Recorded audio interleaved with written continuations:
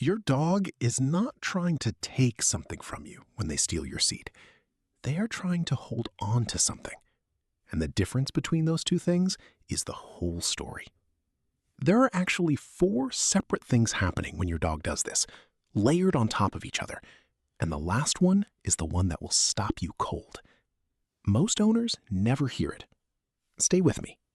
We're going through all 4 layers: the biology, the instinct, the cognitive science, and the one at the end that explains everything else.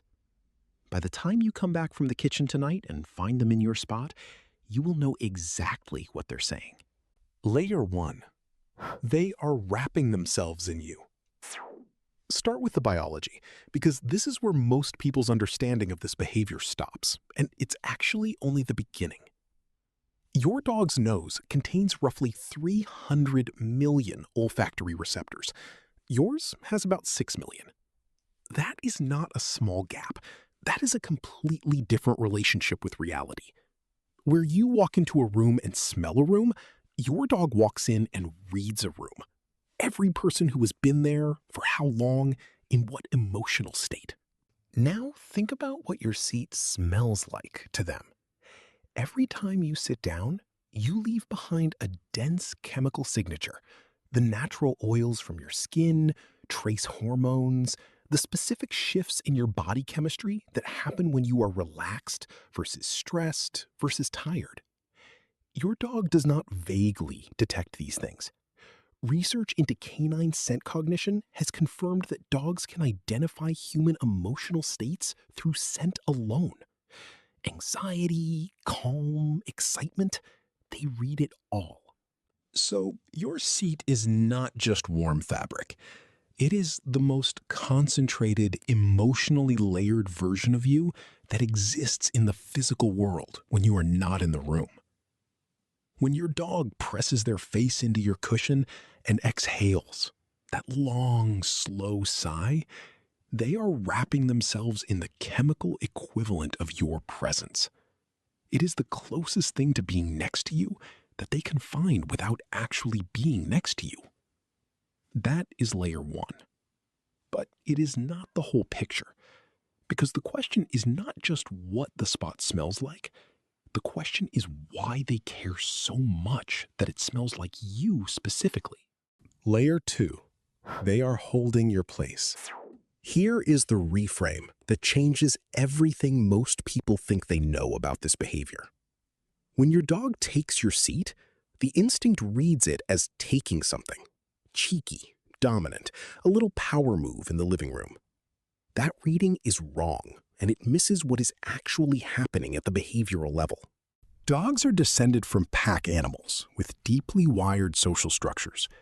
One of the core responsibilities in those structures was guarding the resources and resting places of the individuals they were bonded to, not stealing them, guarding them. Think about what dogs do with their owner's other belongings when left alone. They sleep on unwashed laundry. They curl up on a pillow that smells like you. They carry a shoe to their bed, not to chew it, just to have it. This is the same behavior. It is scent-seeking and place-holding rooted in deep attachment.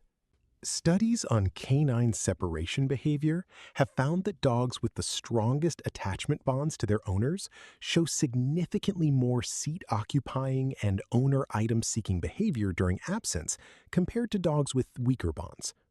The more your dog loves you, the more likely they are to be in your spot the moment you leave it. They are not taking your seat. They are keeping it.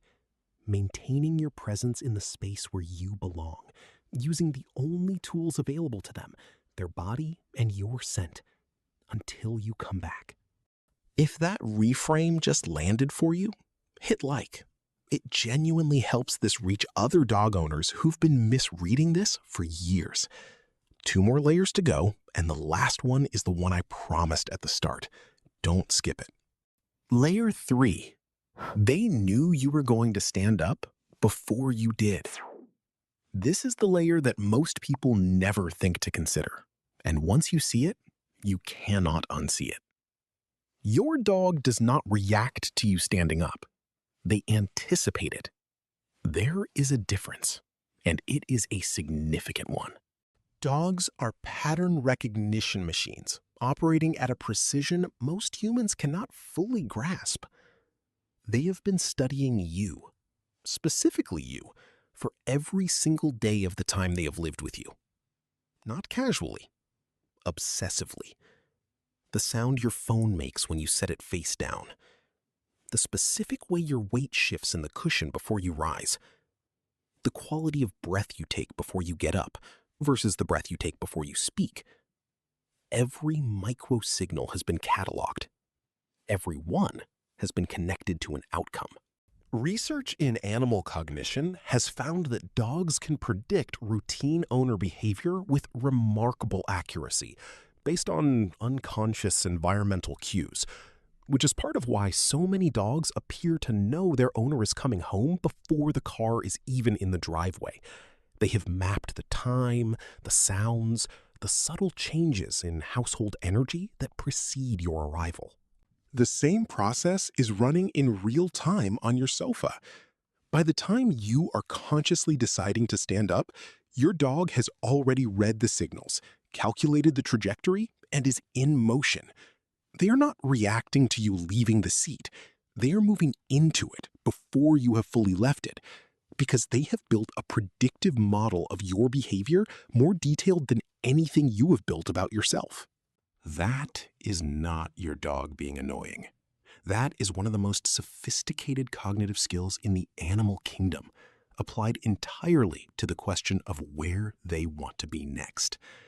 And where they want to be is always, specifically, where you were. Which brings us to why. The real why. The one underneath all of it. We're almost at the last layer, the one that changes how you see every single thing we've talked about. Share this with someone who has a dog that does this. They're going to want to hear what's coming. Layer 4. They are choosing to be vulnerable because of you. To understand this layer, you have to understand what vulnerability means for a dog at a biological level. Dogs are descended from animals whose survival depended on making the right decision about where to rest. Sleep is the moment of maximum vulnerability. Guard down, awareness dropped, completely exposed to whatever might come. In the wild, a dog that closed its eyes in the wrong place, near the wrong individuals, was a dog that might not open them again. This is written into their DNA. The decision of where to let their guard down carries thousands of years of evolutionary weight. It is never casual. It is never arbitrary. Now, look at what your dog is doing when they take your seat. They are choosing the spot that holds the highest concentration of your scent, the spot that carries your warmth, the spot that their own cognitive mapping has identified as the most significant location in the entire house, because it is where you spend your time, where your presence is most dense, where everything that represents you is most concentrated. And they are choosing to be completely unconscious there. That is your dog telling you in the clearest biological language available to them that you are their safe place. That your presence, even the residual impression of your presence, the warmth and scent you left behind, is enough to make the world feel manageable. Safe enough to close their eyes in. Safe enough to stop watching. Safe enough to rest. Your dog could sleep anywhere. There is probably a dog bed in your house that costs real money and gets walked past every single day. There are warm patches of sunlight on the floor, quiet corners, a dozen other options. Out of everything available to them, they keep choosing your spot. That is not convenience. That is not habit. That is the most honest thing they know how to say. That you are the center of their emotional world. And even the ghost of your presence is enough to make anywhere feel like home. That's all 4 layers. Here's what they add up to. Layer 1. Your seat is the most concentrated version of you in the physical world. They are wrapping themselves in it. Layer 2. They are not stealing your spot. They are holding it, guarding your place until you return. Layer 3. They knew you were standing up before you did.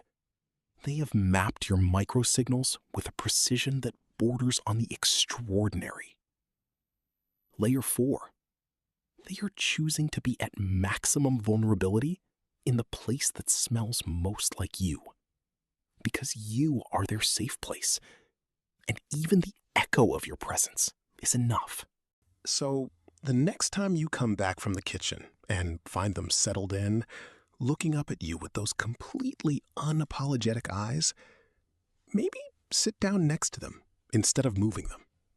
Because what they did in that moment was not rude. It was not dominant. It was not a little power game. It was love, stated in the only language their body knows how to use. Drop your dog's name in the comments and tell me, do they wait for you to stand up, or do they start moving before you do? I read every one, and the answers there tell me exactly what to cover next. Subscribe if you want the follow-up, because the next video is going to be something that you may not have known before.